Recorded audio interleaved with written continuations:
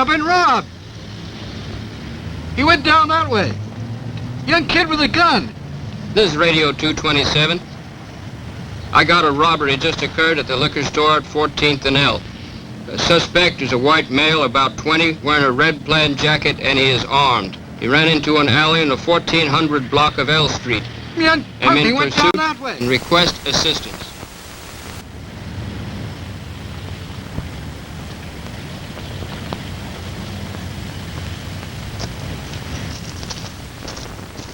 Take cover.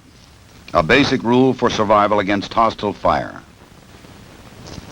This officer advances warily, selecting possible cover as he moves. Now he is in position to return fire or pin down the suspect until help arrives, with minimum exposure to himself. Defensive firearms training, shooting for survival, normally follows basic instruction in single and double action revolver shooting.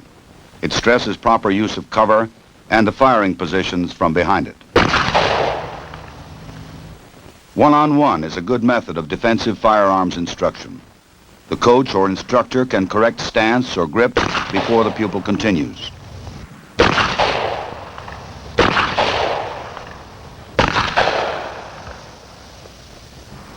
Improved scores from the kneeling weak hand position are immediate. The result of correcting the pupil's bent wrist and forearm are obvious and satisfying.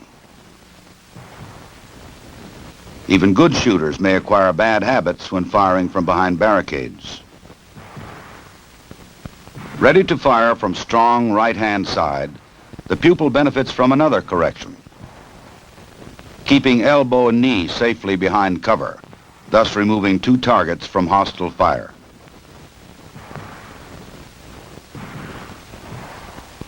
He fires a good pattern with a minimum of bodily exposure. Each firing range may set up its own course, but defensive firearms training objectives remain.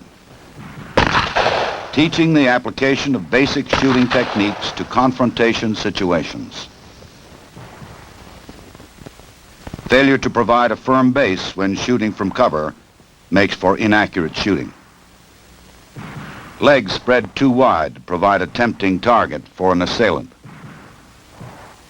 Now the shooter can fire safely from a steady rest, putting all his shots in the kill zone and using the barricade for maximum cover.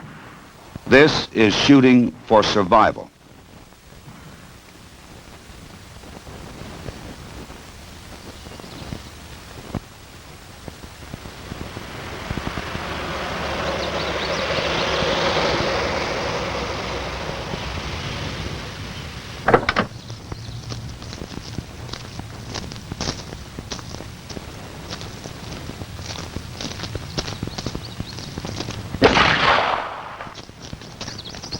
This game warden owes his survival to knowing how ricochet shots may behave.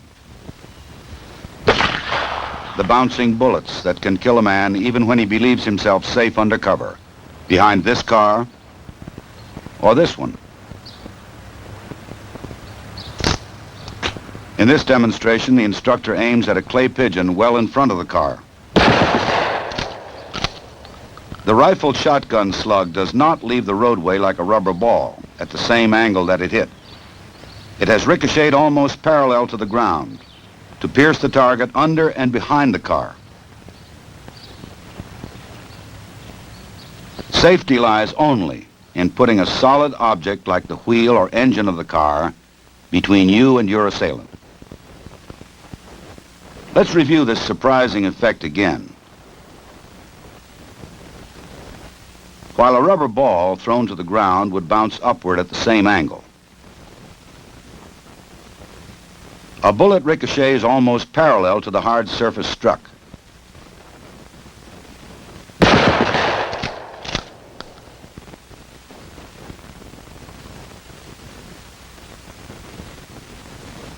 With targets at ground level, the instructor aims at the silver tape, a good deal closer than the balloons. Think of one of these balloons as your head, and you may change your evaluation of safe cover from ricochets.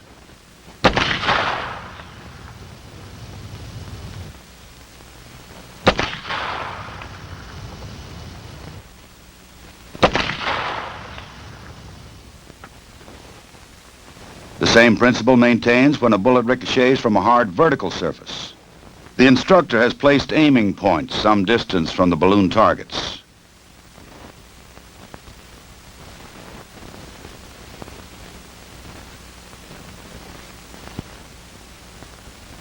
Think of yourself taking cover around the corner, exposing yourself only minimally and momentarily. Would you be safe? Your assailant may even aim wide of the corner, as we see here.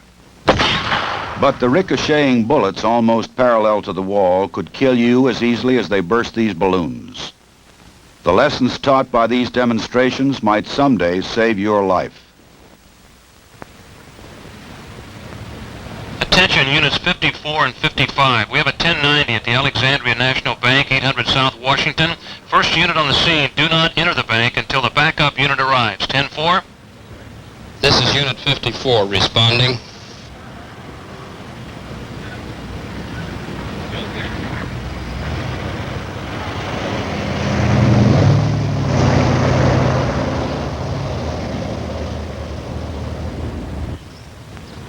Many police departments now authorize shotguns to be carried in patrol cars. As a safety precaution, they usually have no shell in the chamber. Officers not yet fully trained in shotgun handling may forget to release the action so that they may charge the weapon. Sometimes this fumbling causes only a momentary delay, but in an unexpected confrontation, these seconds could be vital.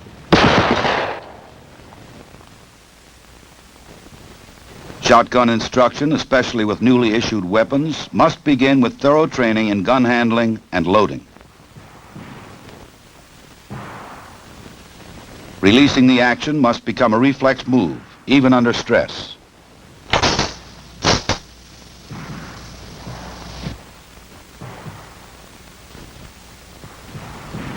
Firing ranges and courses for shotgun training may vary. All, however, would qualify the shooter in two basic positions. Offhand aimed fire is best suited to longer ranges.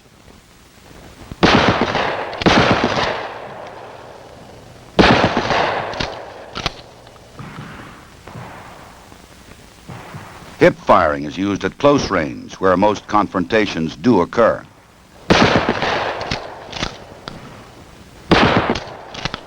The shooter must know the shot pattern of his weapon to be aware of the safety limits of various shotgun loads.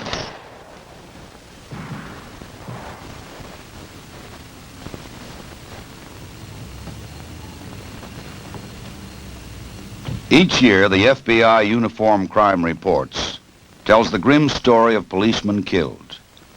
Some die from a rifleman's bullet fired from ambush.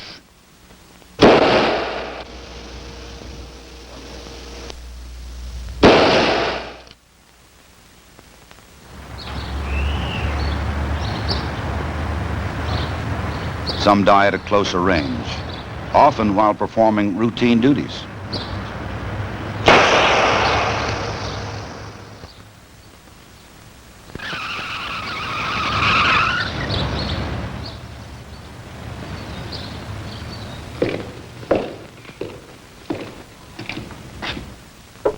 The largest number are killed by handguns at extremely close range, often before they can draw their own weapon.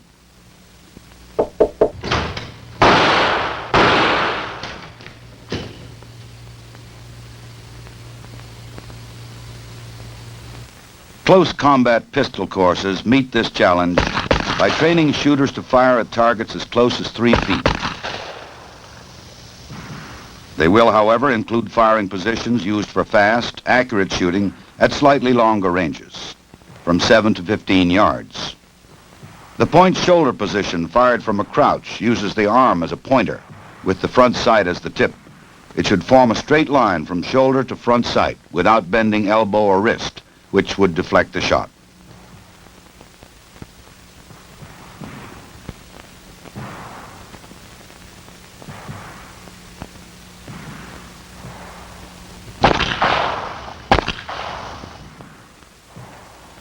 At somewhat closer ranges, the shooter may take the natural point. This does not use the front sight, but points the weapon like a finger.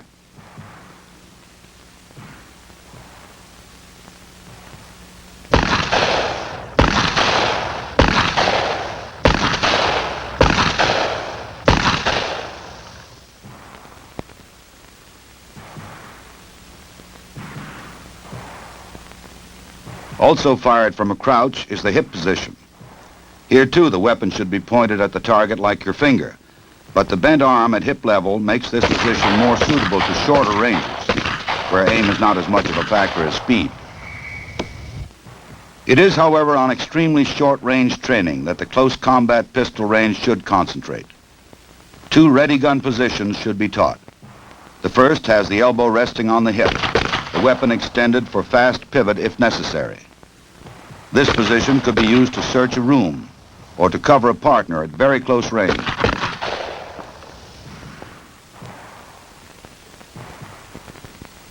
Another ready gun position is fired from the hip. This protects the shooter from the danger of being disarmed at close quarters. After close combat training, you should fire groups like this.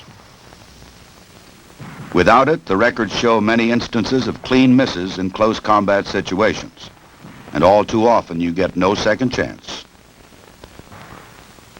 To provide a practical and competitive exercise in close combat, the FBI firing ranges in Quantico, Virginia, have constructed a prototype dueling course.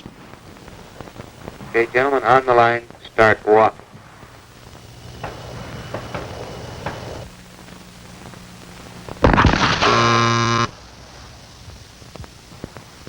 Okay, man on the left, 2 seconds flat.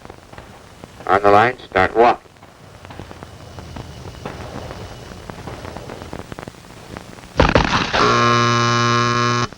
Man on the right this time, 1.25. Start walking. The final firing position is 21 feet from the bladed targets. The dueling course is a useful training tool to simulate the fast reactions and proper shooting techniques you will need in a close combat situation. 5 seconds. Effective use of cover may someday save your life on the street.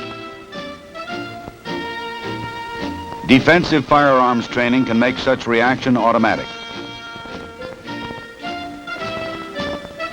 Cover may not always protect you against ricochets, which have their own rules of behavior. Demonstrations like this convince you of the rules and how best to guard yourself against bouncing bullets.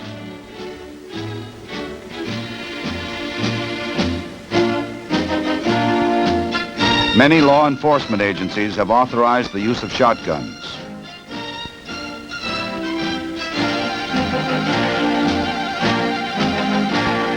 Defensive firearms training should start with thorough shotgun familiarization and range shooting. Statistics show a frightening increase in the number of law enforcement officers killed by handguns at extremely close range. To meet this challenge, defensive firearms training must stress the technical skills which can defend against this threat. Close combat courses which teach shooting for survival.